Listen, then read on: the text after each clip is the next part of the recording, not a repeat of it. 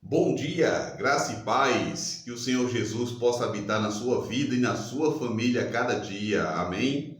O que eu aprendi hoje com Mateus, capítulo 12, versículos de 8 a 14.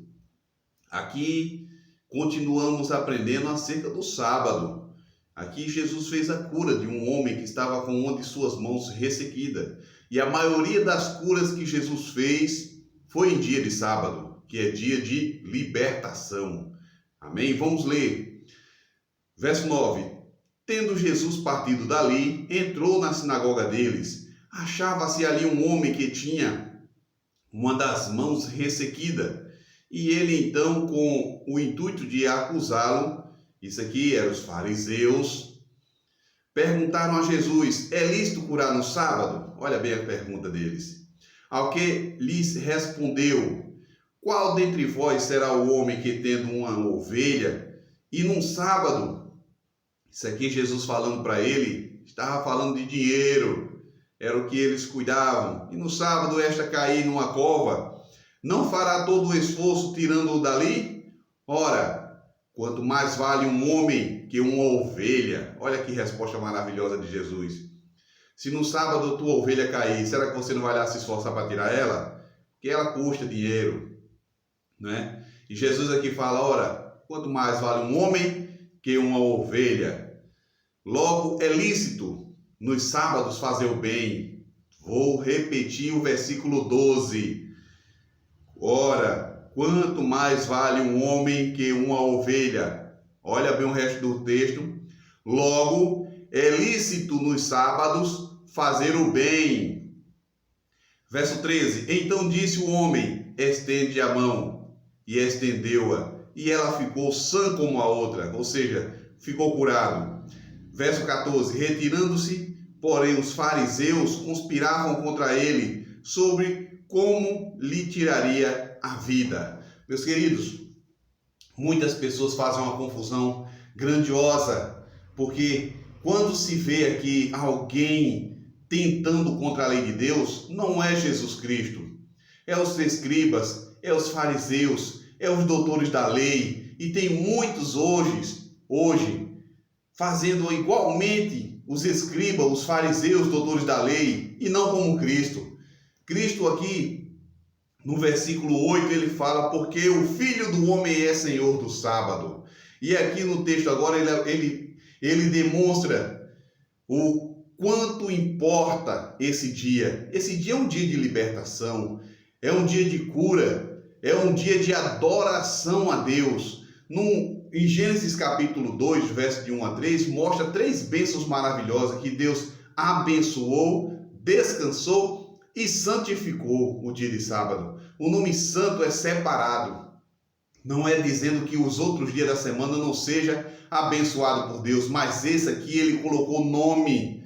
Em todos os outros dias da criação ele diz primeiro dia, segundo dia, terceiro dia, quarto dia, quinto dia, sexto dia, mas esse aqui ele colocou nome e identificou como santo, como separado para a adoração. Ele descansou nesse dia, o próprio Deus. Vamos fazer a leitura desse texto? Gênesis capítulo 2. E aqui diz: assim, pois, foram acabados os céus e a terra e todo o seu exército, e havendo Deus terminado no dia 7º a sua obra que fizera, descansou nesse dia de toda a sua obra que tinha feito, e abençoou Deus o 7º dia, e o santificou. Olha bem, aqui é na criação, onde não havia pecado, porque nele descansou de toda a obra que como Criador fizera. Meus queridos, é inumerosos os textos que a gente vê na Bíblia. Aqui eu vou ler alguns em especial. Ezequiel capítulo 20. Ezequiel capítulo 20.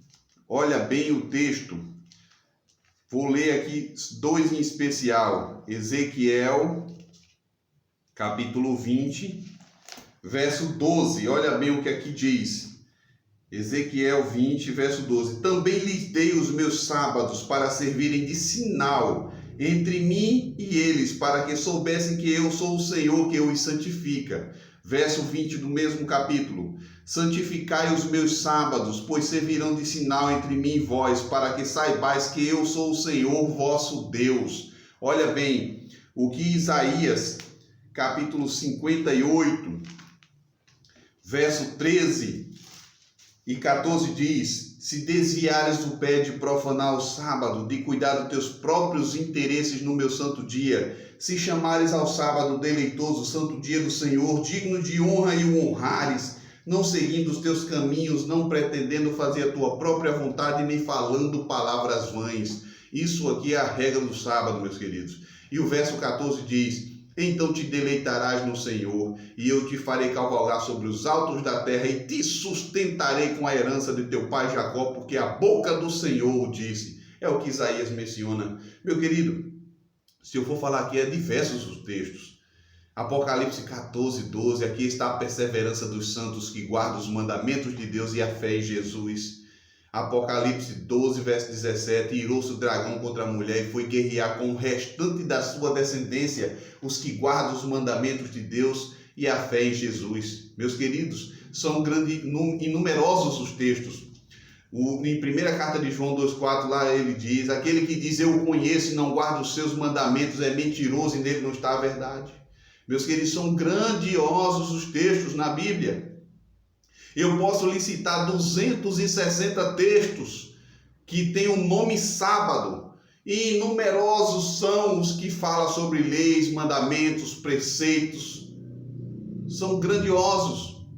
Na Bíblia não se fala de outras coisas. A Bíblia aqui, ela não está dizendo o que foi anulado, o que foi deixado para trás, de maneira alguma. Aqui, os judeus sabem que deveria guardar o sábado. As pessoas confundem, não estudam a fundo a Bíblia. Em Romanos 10, 4, muitos têm confundido esse texto dizendo que Jesus aboliu por meio desse texto. Não está. É uma inverdade. E o que é inverdade é mentira. Que lá diz que o fim da lei é Cristo Jesus para todo aquele que nele crê. Não é o fim. Ali é exatamente a finalidade. A lei conduz a Cristo. Muitos textos que as pessoas têm usado, como Colossenses, vou ler aqui outro texto, Colossenses, se não me falha a memória, 2:16 ou é 15? É 16, olha bem: ninguém, pois, vos julgue por causa de comida, bebida, ou de dia de festa, ou de lua nova, ou de sábados. Esse texto aqui, meus queridos, não está dizendo que foi abolido nada, que eu apresento a vocês o apóstolo Paulo só no livro de Atos dos Apóstolos, ele guardando 84 sábados. Aqui quem escreveu para Colossenses foi o apóstolo Paulo, ele não vai se contradizer. Então o apóstolo Paulo aqui está se falando aqui, ele está se tratando exatamente das festas cerimoniais do passado, do que apontava para a pessoa de Cristo. Toda a cerimonialidade do passado aqui apresentava a pessoa de Cristo. Os judeus, meus queridos, eles guardavam a fundo os mandamentos de Deus. Jesus, ele quer que nós guardemos também. No Evangelho de João 14, verso 15, ele diz: se me amais, guardareis os meus mandamentos. Olha bem o que fala aqui no Evangelho de João. Vamos fazer a leitura. É importante você estar com a Bíblia na mão. Vamos aqui, Evangelho de João 14. Evangelho de João, capítulo 14.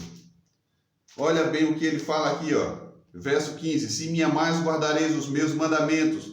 Olha bem o verso 21, que é que ele diz: aquele que tem os meus mandamentos e os guarda, esse é o que me ama. E aquele que me ama será amado por meu Pai, e eu também o amarei e me manifestarei a ele. Olha o que ele fala aqui no capítulo 15, verso 10. Se guardares os meus mandamentos, permanecereis no meu amor, assim como também eu tenho guardado os mandamentos de meu Pai, e no seu amor permaneço. Em texto nenhum, meus queridos. Na Bíblia você não vai encontrar texto que venha exatamente aprovar uma coisa aqui e desaprovar ali, de forma alguma. As únicas coisas aqui que a gente vê que se cumpriu foi o ritual de cerimônia que simbolizava, tudo era sombra, era símbolo do que futuramente iria acontecer. Cristo sendo crucificado, o Cristo, Jesus sendo o Cordeiro de Deus que iria tirar o pecado do mundo, o Cordeiro que iria ser imolado para a remissão dos nossos pecados, Jesus Cristo, nosso Salvador.